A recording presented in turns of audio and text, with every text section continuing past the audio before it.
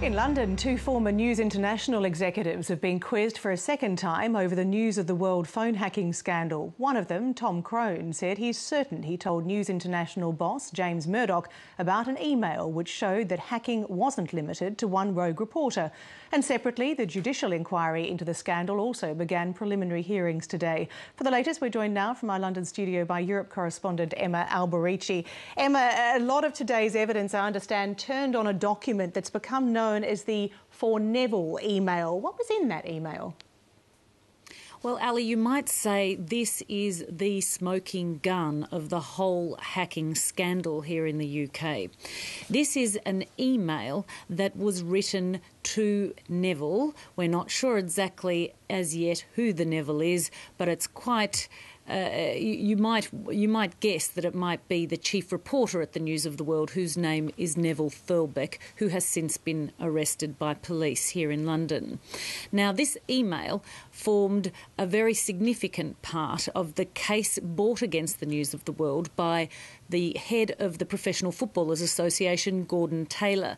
Now, he was one of the very first people who private investigator Glenn Mulcair, the private investigator who went to jail in 2007 for hacking into the voicemails of the royal family. But as a result of his conviction, he also admitted to hacking into the phones of 6 other people. Included in there was Gordon Taylor. Now, Gordon Taylor's lawyers launched a civil action, and the News of the World was very accustomed to having civil cases brought against it because of the kinds of stories that it published on a regular basis, things that were highly, or could have been called highly defamatory against people. Now, Gordon Taylor launched this action, and it seemed to be like any other action may have been launched until this one email emerged from his lawyers. Now, this email seems to go very, very quickly challenged the evidence that had been given by people within News of the World, suggesting that Clive Goodman, the reporter who went to jail for hacking, was a maverick. He was a rogue reporter. In this For Neville email, there are 2 other reporters implicated in phone hacking. One, very junior Ross Hinley, who was the man in this email who has transcribed 32 voicemail messages left for and by Gordon Taylor. So this one email showed that News of the World, phone hacking at the News of the World, was more widespread than just this one rogue reporter. Now, the former legal manager for the news group, Tom Crone, former editor as well, Crone and Mata, they were recalled to give evidence. Were they aware of this email?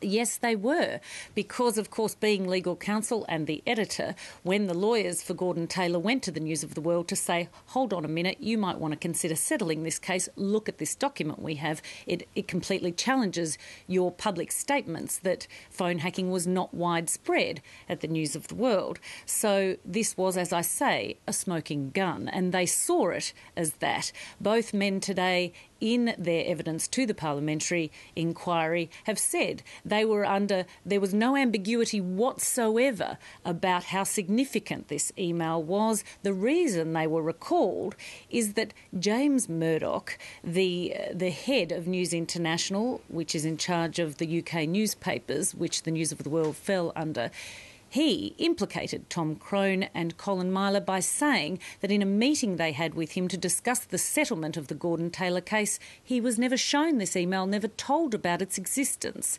Now, Tom Crone, the legal manager of the News of the World at this time, was asked by the Parliamentary Committee whether James Murdoch was being honest in his evidence. Now, have a listen to what Tom Crone had to say.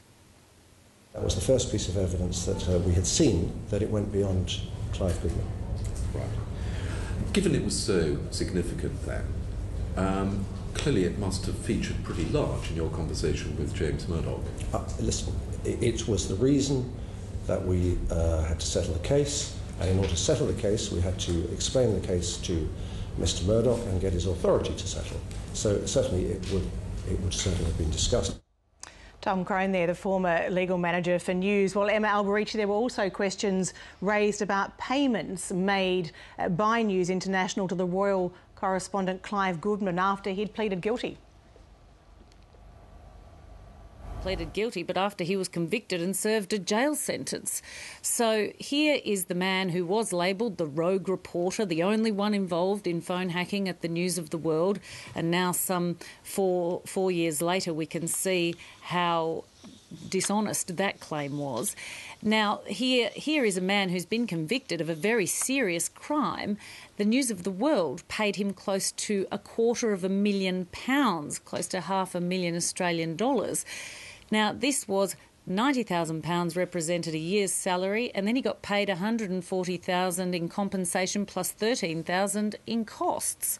Now, the outside legal opinion, apparently, that was discussed today by the human resources manager at News of the World at the time, Daniel Cloak, the outside legal opinion that was put to him was that Clive Goodman, in any unfair dismissal case, could only have imagined to get something in the order of £60,000. So the Parliamentary Committee wants to know, and it's a question that still remains unanswered, you'd have to say, why then did the News of the World decide to pay him, a man who's been convicted of a serious crime, £250,000? The suggestion in the Parliamentary Committee today was that perhaps the News of the World was trying to buy his silence so he didn't implicate anyone else at the newspaper.